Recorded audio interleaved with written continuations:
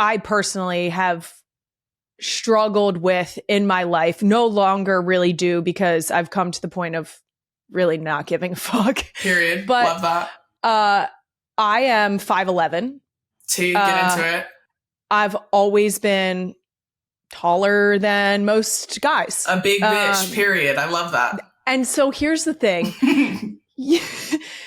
I, first of all, love the way that you talk about like body positivity, the fact that you post like workout content and just sort of like the fact that you prioritize like your health, your strength. Mm-hmm. And also you say it first. Mm-hmm. The self-identifying factor I felt like was a turning point in my life where my dad is 6'9". If I went anywhere with my family, I always felt normal size, right? Like my dad was like, I could go anywhere with my family. It's funny because I would be with my husband and his fellow offensive lineman. I'd be like, oh, I feel normal size. Right, exactly. You said, I'm great. so small. Look at me. Oh, I'm so petite. Small girl. Look at me. I'm so dainty. Petite. Look at me. Yeah, hell yeah. I'm dainty. But I will tell you, before like any other situation, like high school, I went into high school. I'm pretty sure I was already 5'10" as a freshman. And let me tell you something. The boys were not. Right. The boys were not 5'10". Right. And specifically, like I got ruthlessly bullied by a couple people, one of which, the worst of them, I would say, or one of the worst of them, was a guy. Yeah. Whose insult was always like, you're huge, you're a man. Right. And it was always like, and it took me until probably my senior year to be like, oh. Yeah. Oh.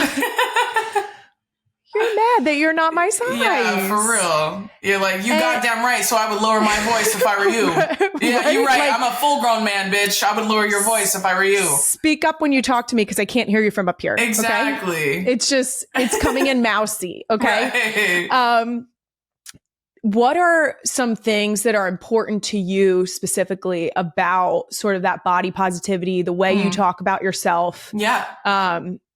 And how has that sort of shaped you in your life? Yeah, I mean, I'm happy to hear it. You're a big bitch like me. I'm 6 feet tall. So like, and I was 5'4" when I was 10. So your dad's big as fuck.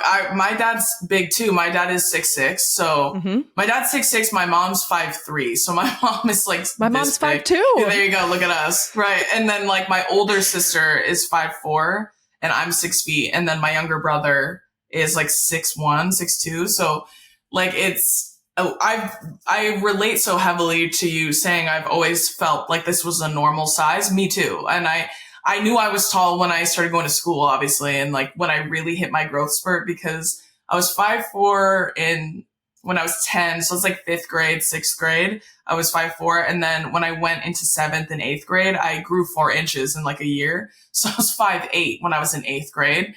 And they were like, who's this grown man coming to the middle school? It's me. And I've always been big as fuck. I've always been much larger, not just in height, but also just, I'm a thick girl too. Like I've always been a big body Benz, you know? And so when I went to high school, my freshman year of high school, I grew again. I was 5'9" when I was 14. And I remember I tore my ACL that year. So I tore everything in my knee, and then I got, an MRI and an x-rays and all that shit. And I remember my doctor at the time was like, oh, it looks like your growth plates are pretty much closed. Like, you shouldn't be growing anymore. And I said, do you fucking promise? Do you promise me I'm not going to grow anymore? Because I was so sick of being tall at the time. I never cared in middle school, but then when I got to high school, obviously I'm bigger than everyone, including most teachers. Like, I'm like, hello. I'm so huge, and my sister has been 5'4" since the 6th grade, so she's way shorter than me. And so I never really cared in terms of friends, but obviously when you're unpacking your internalized misogyny and you're like going through puberty and all of that stuff, like men being much shorter than me. Like I remember a couple guys said they wanted to take me to prom when I was like a sophomore, but they said I was too tall. I think what helped me was my family. My mom would tell me a lot, like, she's like, you're never going to look like other girls like that, but that's okay. Like the way you look is not bad. everybody looks different and everybody is beautiful in their own ways, right? And I'm like, whatever, mom, you don't get it. But now I feel really grateful for how tall I am. I love being tall. Now I don't wear platforms. I wear platforms all the time. I think I really kind of unpacked it when I was in college too, when I was like kind of working through my internalized misogyny. And as far as like body neutrality is typically what I like to practice now, which is I want to feel grateful for my body as it is and what it does for me, but I don't want to feel anything about it that's good or bad. I just want to feel gratitude towards it. That's what I've been practicing as an adult now, because bodies are so temporary. Beauty is fickle. It fades with time and it's so subjective. And I feel like that was a huge catalyst for me unpacking my internalized fat phobia, like to not be afraid, fat is not a bad word. Fat is not a denigrating word. Like sociologically, we've given that word a lot of power and a lot of negativity, where fat is nothing more than an adjective. It's a descriptor. It's not neither good nor bad. And I think me kind of making that a pillar in my platform has really helped my audience understand that when men levy shit like that against you, it doesn't mean anything. Now, the idea of body neutrality, you speak about that in your book Loud. Yes. And I love the idea of looking at a word like fat and saying, yeah, it's an adjective. Like, it's a word.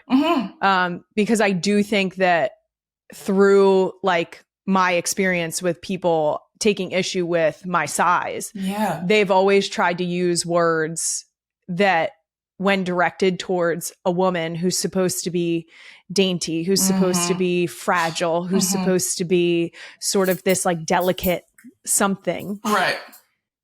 And you're going to look at me and be like, you're huge. Yeah, I fucking am. Yeah, amen. And so is this wallet. Get into it, bitch. Yeah. like what are you talking? Yes, I'm huge. Yeah. I'm big. Like, there was a period of time where I was like, don't call me big. Like that. And I would be like, I'm not big, I'm tall. Or like, I'm not big, I'm like, my thighs aren't big, I'm strong. Like there was this whole idea that I had to like switch the narrative of not allowing those words to hold the weight that they expected them to hold with me. Totally. And I just think it's so amazing that you're not only writing books explaining to people like how to handle this, but also that you've dove into your own experiences to be able to work through it. And to, again, a mom of almost 4 girls, I just appreciate that you're having these conversations and that you are normalizing the idea of like not allowing other people to determine your self-worth. Totally. Because anyone can look at you and form an opinion about how you look or what you bring to the table. But at the end of the day, as long as you can look yourself in the mirror at the end of the night and say, am I kind? Am I a good person? Yeah. Those types of things. Who gives a fuck if you tower over every kid in your class? Amen.